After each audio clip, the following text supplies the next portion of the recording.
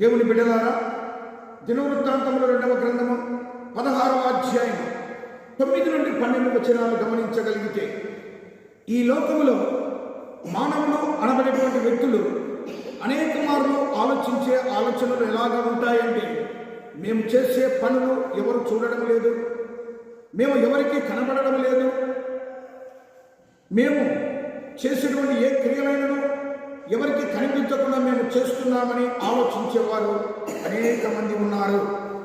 అయితే దేవుని వాక్యం తెలియపరుస్తుంది, దేవుడు భూలోకమంతా ఆయన కన్ను సంచారం చేస్తుంది అనేటువంటి మాట వ్రాయబడింది. అనగా తన యందు యథార్థ హృదయం గలవారిని ఆయన బలపరచడానికి భూలోకమంతా తన కన్ను సంచారం చేస్తూ భక్తి పరులను, విశ్వాస పరులను, నీతిమంతులను, యథార్థవంతులను బలపరిచి విశ్వాసంలో స్థిరముగా ఉంచి వారికి కావలసిన అవసరతలను తీర్చడానికి దేవుడు భూలోకమంతా తన కన్నుతో చూస్తూ ఉన్నాడు అన్న సత్యాన్ని మనం చూస్తూ ఉంటున్నాం. అయితే ఇక్కడ ఆసా అనేటువంటి రాజు మొదట దేవునికి అనుకూలంగా యథార్థముగా జీవించాడు. 10 సంవత్సరములు ఆయన రాజ్యము ప్రశాంతత యుద్ధములు లేకుండా ఉన్నది. కానీ చివరికి ఆయనలో ఒక మార్పు జరిగింది. ఏంటి ఆ మార్పు అంటే, సిరియా రాజు మీద ఆధారపడి దేవుని యొక్క విచారణ చేయకుండా తన సొంత జ్ఞానాన్ని అక్కడ ఉపయోగించుకున్నాడు.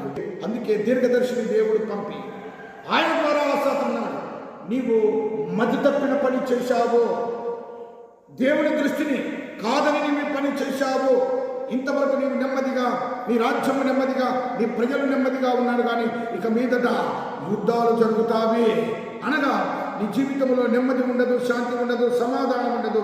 ఇక మీదట నీ జీవితము, నీ ప్రజలు అందరూ ప్రశాంతము కోల్పోయి జీవిస్తారు అన్నటువంటి ఆ మాటను దేవుని ద్వారా తెలిపాడు.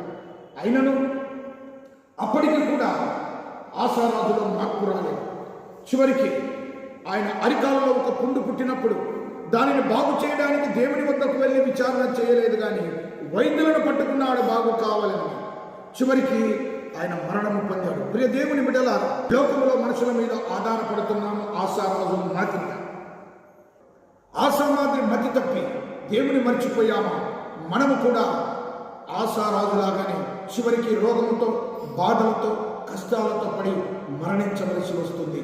అలాంటి మరణాలు మనకు వద్దని దేవుడు ప్రతినిత్యము మనకు సహాయకుడుగా ఉన్నాడని, ఆ సహాయకుడైన యేసు వైపు చూస్తూ ఆయనలో బ్రతకడానికి దేవుడు సహాయం చేయనుగాక.